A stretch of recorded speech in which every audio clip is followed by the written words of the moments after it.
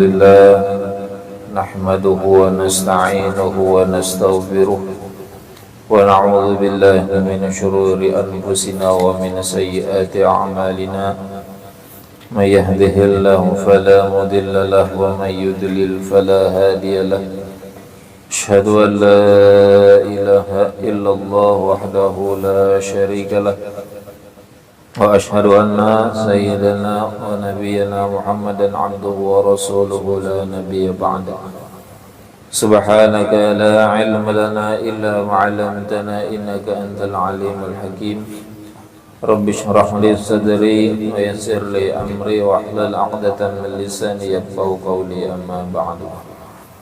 Hamba-hamba Allah yang dimuliakan, alhamdulillah, dengan izin Allah kita kembali dipertemukan di dalam majelis munajat, majelis sholawat dan majelis ilmu.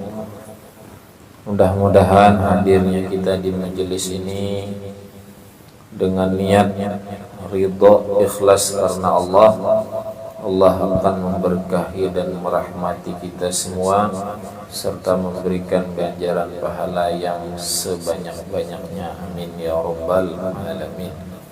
Salawat dan salam tidak lupa kita sampaikan ke junjungan kita Nabi besar Muhammad sallallahu alaihi wasallam, pada para keluarganya, para sahabatnya, para pengikutnya, dan mudah-mudahan sampai kepada kita semua hingga akhir zaman. Kita lanjutkan kajian kita di dalam kitab Nasaihul Ibad.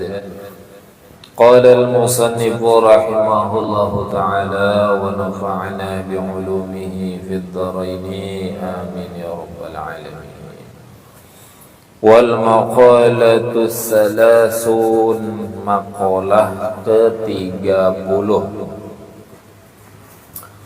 An Abi Zakaria Yahya bin Mu'az rahmatullah alaihi, dari Abi Zakaria, yaitu namanya Yahya bin Mu'az rahmatullah alaihi, semoga Allah merahmatinya. Kata beliau, tarqud dunya kulliha akhdul akhirati kulliha, meninggalkan dunia seluruhnya itu berarti mengambil bagian akhirat seluruhnya. Li'annahuma qaddaratain, karena dunia dan akhirat itu seperti dua istri. Istri pertama dunia, istri kedua akhirat. Ujar Sidin, bila meninggalkan dunia seluruhnya, maka dia mengambil bagian akhirat seluruhnya. Faman tarakaha ayat dunia, maka barang siapa yang meninggalkan dunia kullaha seluruhnya, akhadhaha ayil akhirah kullaha, maka dia mengambil bagiannya akhirat itu seluruhnya. Ai faman a'rada 'anid dunya bil kulliyati ahabbal akhirah habban katsiran. Yakni maksudnya adalah, maka siapa yang berpaling dari dunia dengan keseluruhan, maka dia itu mencintai akhirat dengan cinta yang banyak.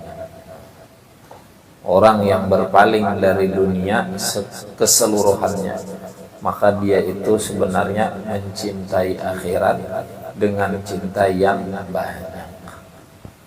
Karena kita jelaskan. Kemudian kata beliau, wa man akhadhaha ayid dunya kullaha, barang siapa yang mengambil bagian dunia seluruhnya, tarakaha ayil akhirah kullaha, maka dia meninggalkan yakni akhirat seluruhnya. Ini kebalikannya tadi. Ay faman ahabbad dunya bil kulliyati a'rada 'anil akhirati bil kulliyah. Yakni maksudnya barang siapa yang mencintai dunia seluruhnya, maka dia itu berpaling dari akhirat seluruhnya. Kebalikan yang pertama tadi. Kalau yang pertama tadi bila meninggalkan dunia seluruhnya, maka dia mengambil bagian akhirat seluruhnya.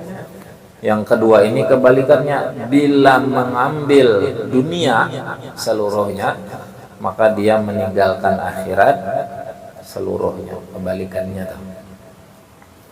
Kemudian kata beliau, fa akhduha fi tarkiha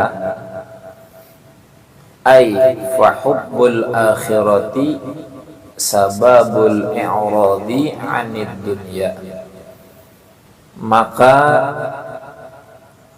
mengambil bagiannya, mengambil sebagian dunia, berarti dia itu pasti ada meninggalkan, mengambil bagian akhirat, berarti dia itu pasti ada meninggalkan bagian dunia. Ini rumusnya.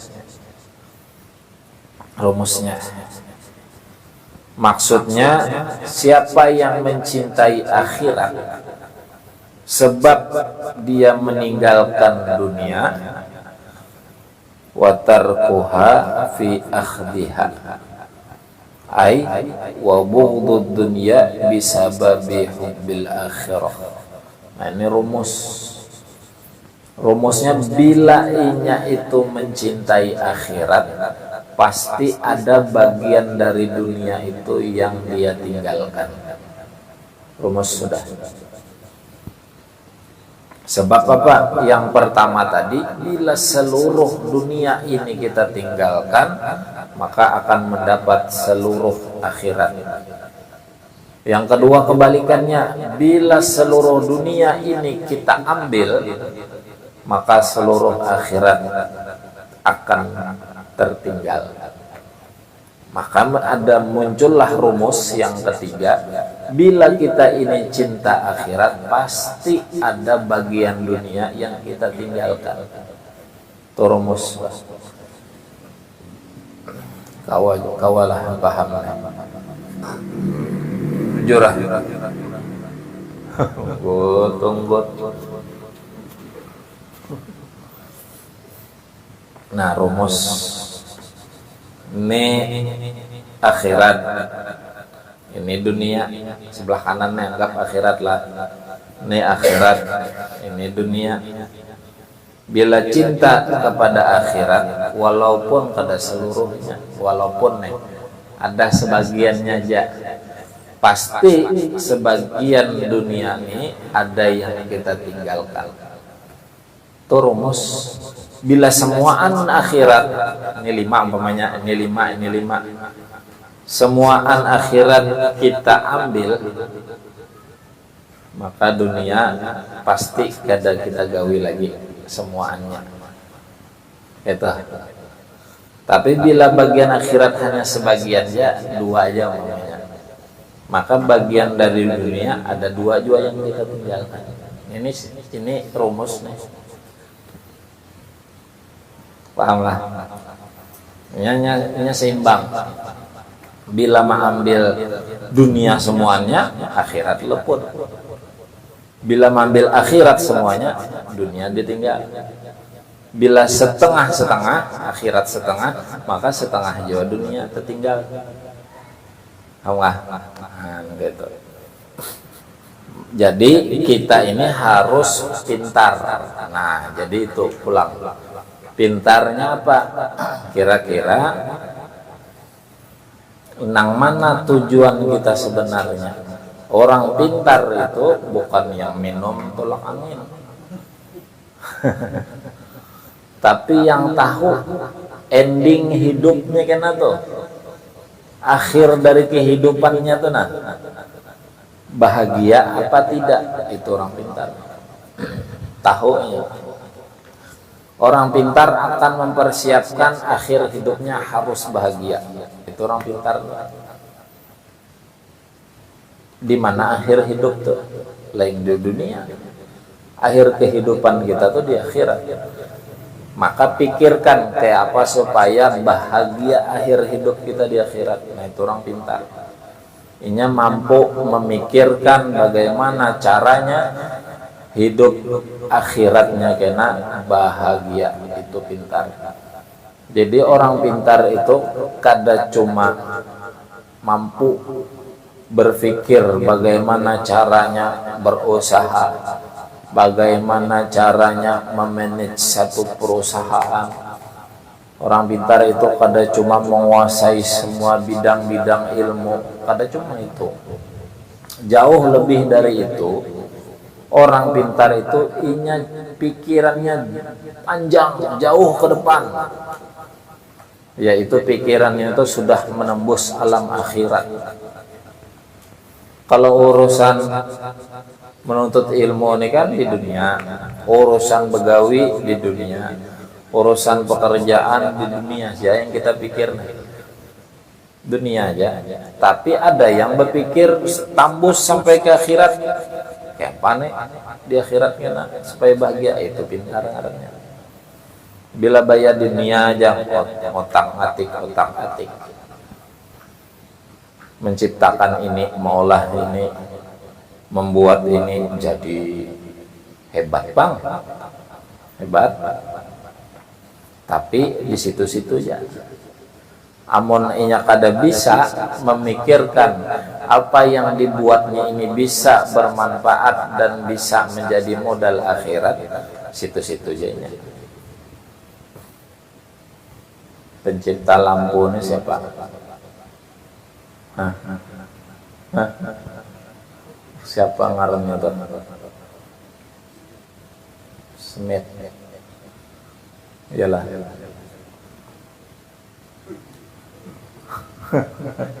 Siapa ya? Ketahulah. Aku gin berpikir juga lagi nak keringat. Nah, yang menciptakan lampu nih hebat kalau hebat luar biasa, tarang.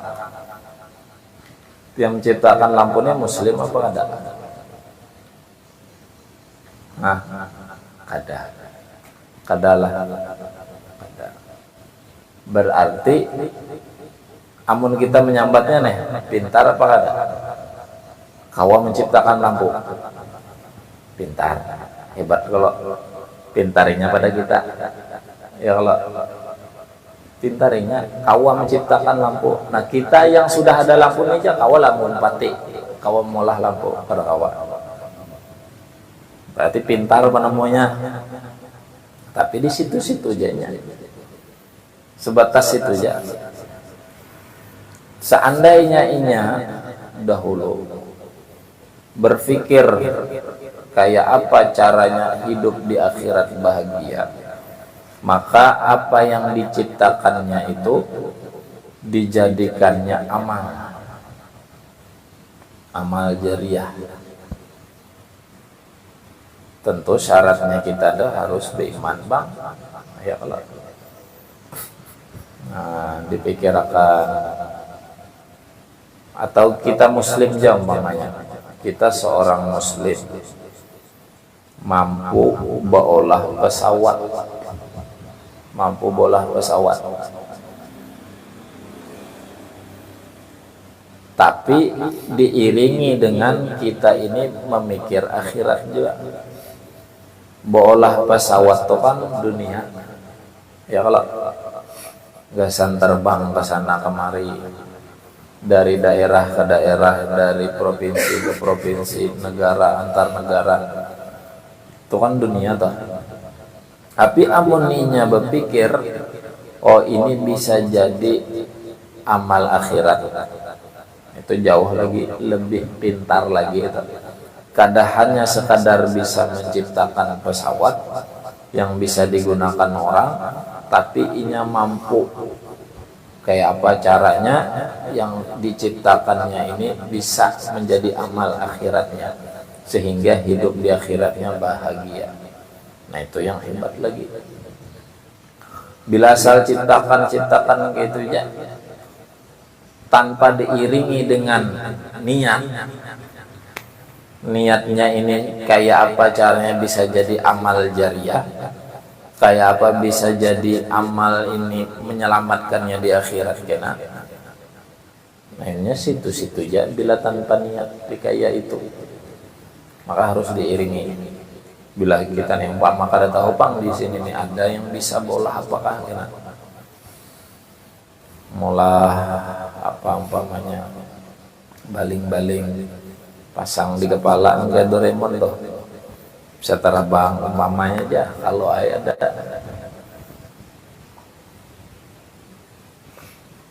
bisa umpamanya kan dunia tuh. Tapi kayak apa caranya bisa dari ciptaannya itu jadi amal.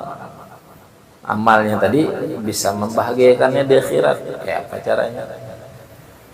Diniatkannya ciptaannya ini bisa berguna, olahannya ini bisa bermanfaat untuk orang lain. Misal umpamanya ada orang kada kawat naik pesawat, biaya larang dipinjaminya baling-baling tulak senajanya pian tulak haji lah kenapa kayak baling-baling melunai tulak haji nah, umpamanya jauh banget pikirannya umpamanya aja tapi bayar hanya sekedar menciptakan hanya untuk dibangga-banggakan hanya sekedar wah aku hebat bisa menciptakan nih maulah ini udah di situ-situ aja dunia aja. Nah, jadi kita pulang pintar-pintar kayak apa caranya mengambil bagian akhirat tadi. Nah, bila ada orang mengambil bagian akhirat pasti ada bagian dunia yang kita tinggalkan. Kayak apa aja meninggalkan dunia? Maka kita hidup di dunia. Matikah ya? Kadanya mati bang yang dimaksud meninggalkan dunia itu.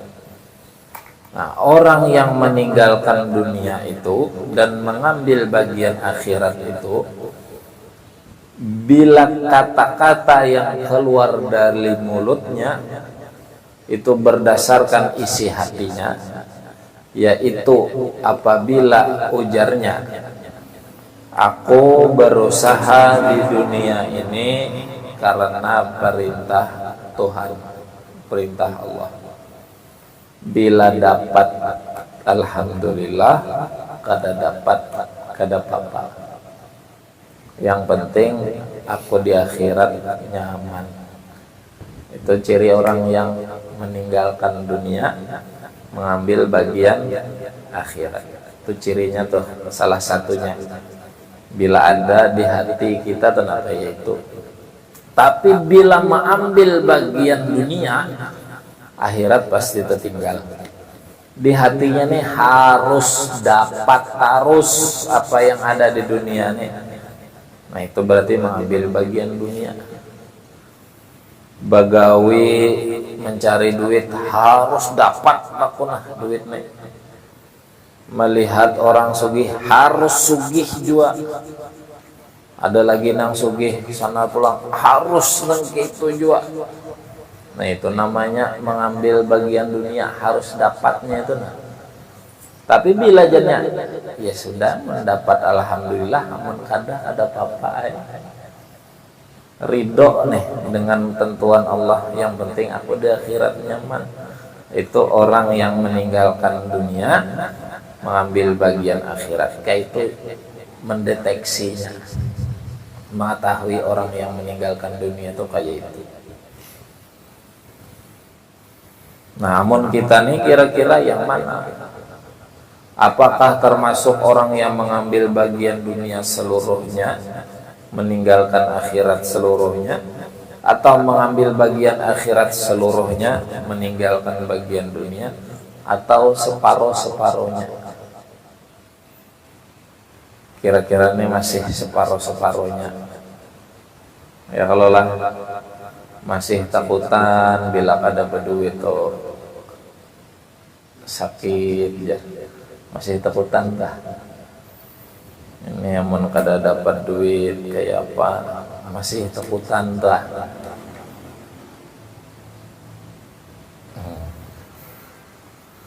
Bila ada bisi motor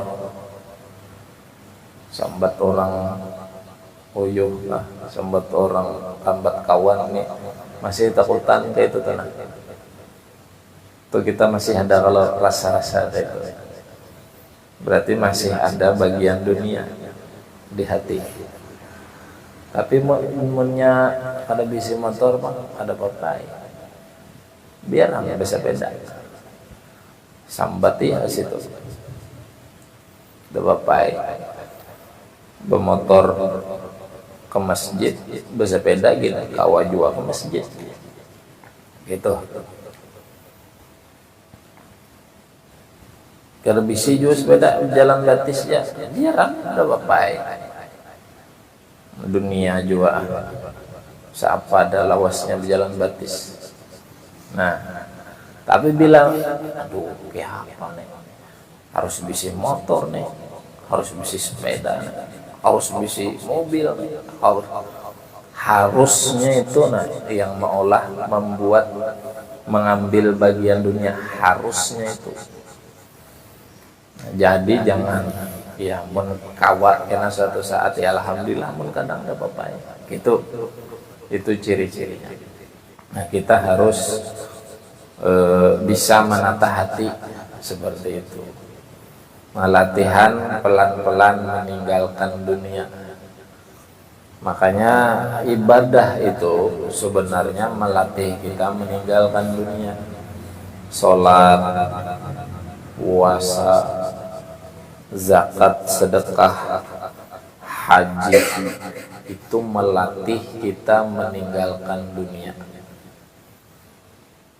Waktu sholat harusnya yang dipikirkan di hati, yang dirasa Allah ya, harusnya tuh.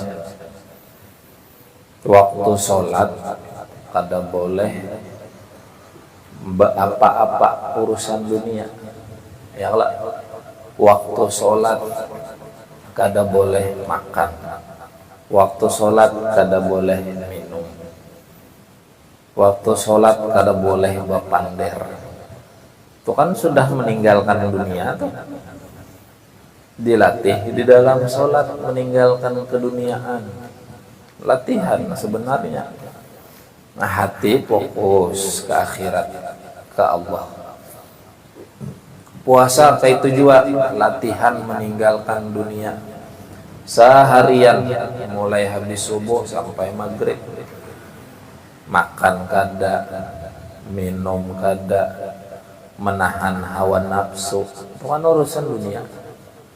Dilatih dengan puasa meninggalkan dunia.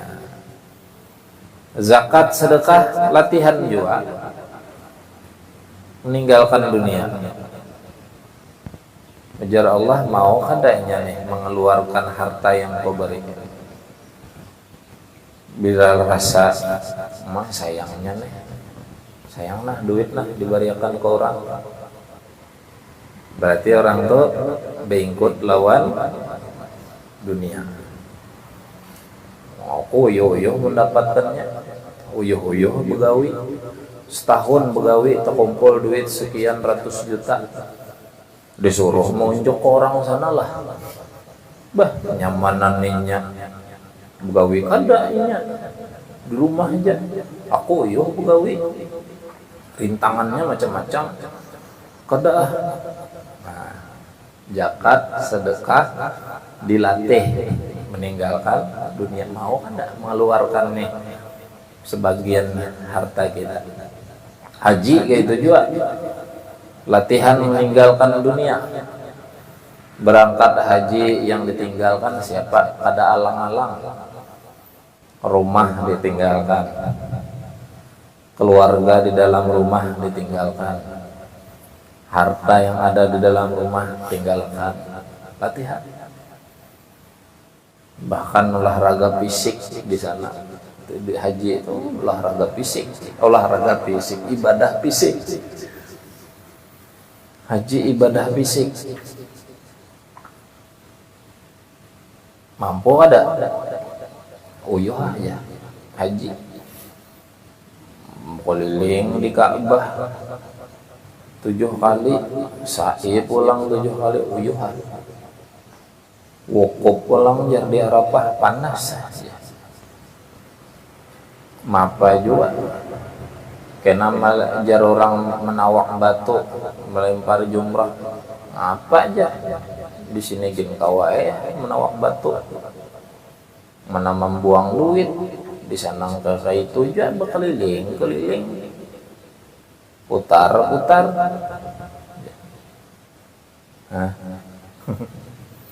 Latihan kalau semuaan ibadah itu latihan meninggalkan dunia sebenarnya. Nah, bila kawa berarti inya sudah mengambil bagian akhirat.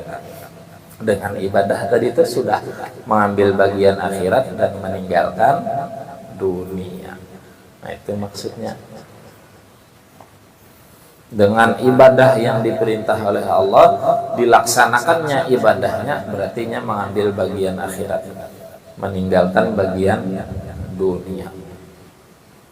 Begawi nih dunia, sampai wayah sholat, wayah sembahyang supaya ada jua seimbangnya dunia akhirat. Apalagi kalau diniatkan begawi itu untuk nafkah keluarga, itu ibadah akhirat aja tuh nilainya. Dunianya dapat, akhiratnya dapat juga. Nah itu ini kada kena aja dahulu ke majelis, kena aja dahulu sembahyang, kena aja dahulu mengaji, kena aja dahulu puasa. Begawi aja kada begawi kan kayak apa, kada dapat duit, kada mau makan, kada mau nukar ini nukar itu. Nah itu tanda orang mengambil bagian dunia aja, maka akhiratnya kada dapat. Arti akhirat kada dapat tuh kada masuk surga, kada dapat nikmat.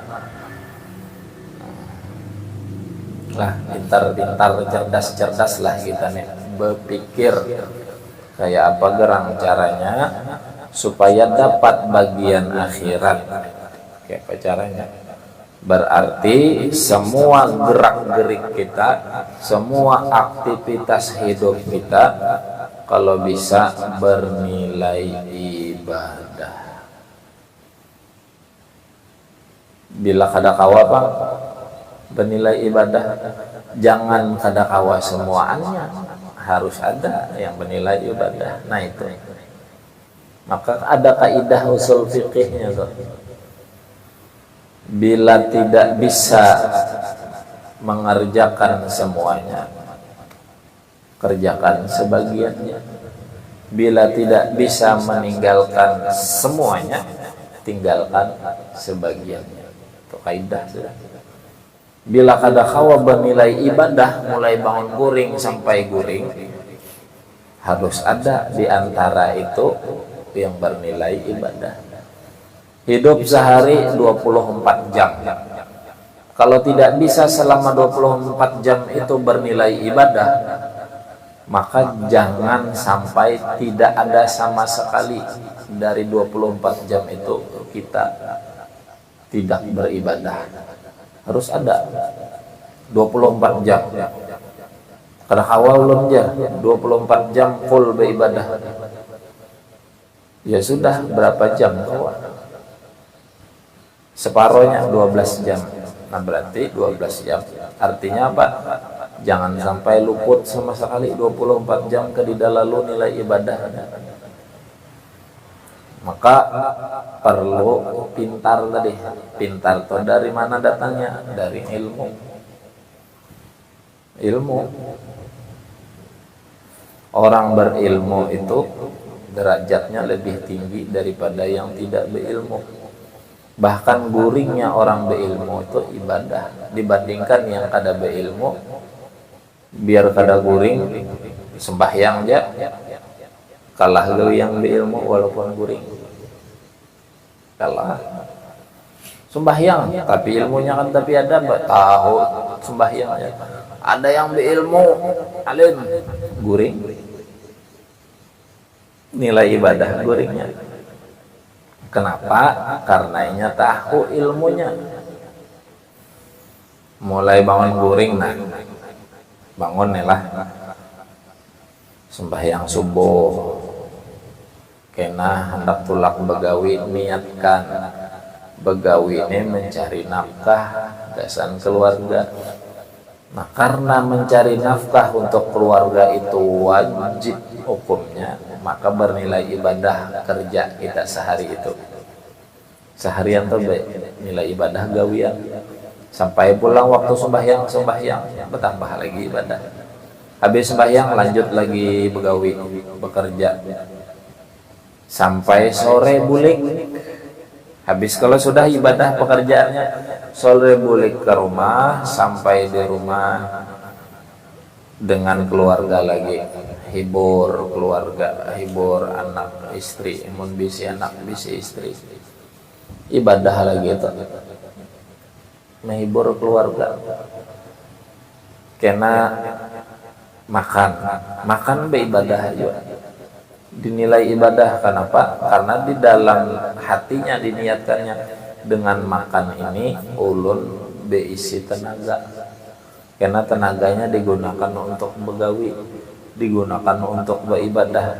Makannya aja bernilai pahala sudah. Nilai ibadah.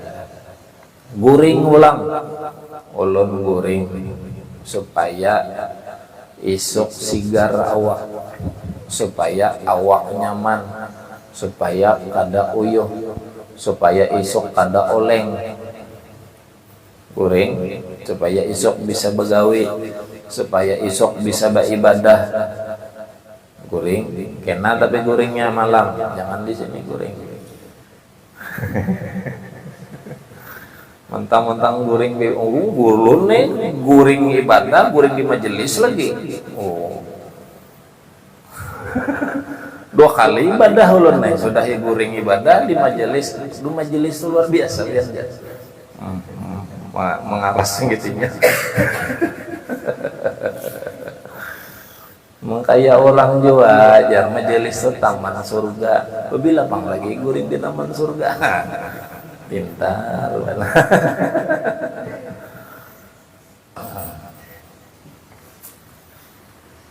Nah, jadi guringnya pun bernilai ibadah karena isok cagaran begawi, cagaran sembahyang beribadah. Tahu benar Aldin. Nah, jadi bernilai ibadah semuaan 24 jam jadinya bernilai ibadah. Amun kada kawa bang, ya jangan kada kawa semuaan, harus ada dari harus ada. Kadingat umpamanya berniat di hati guring nih, supaya bernilai ibadah kadingat, berapa jam guring? Dalam semalam tuh anggap 7 jam, anggaplah. Berarti 7 jam aja yang kada beribadah. Dari 24 jam itu 7 jam aja yang tidak bernilai ibadah, selebihnya ibadah. Jangan sampai gak ada sama sekali luput lalu. Pahamlah. Nah, kira-kira itu yang bisa disampaikan, mudah-mudahan ada manfaat. Insyaallah kita sambung minggu yang akan datang. Mudah-mudahan diberikan kesehatan oleh Allah, diberikan umur yang berkah, serta keistiqomahan dalam ibadah, diberikan keistiqomahan dalam menuntut ilmu, berkah ibadah yang kita kerjakan, ilmu yang kita dapatkan. Allah wafatkan kita semua dalam keadaan husnul khatimah dan dimasukkan oleh Allah dalam surganya bighairi hisab. Amin ya rabbal alamin. Ya arhamar rahimin, ya arhamar rahimin, ya arhamar rahimin, farij 'alal muslimin, ya arhamar rahimin.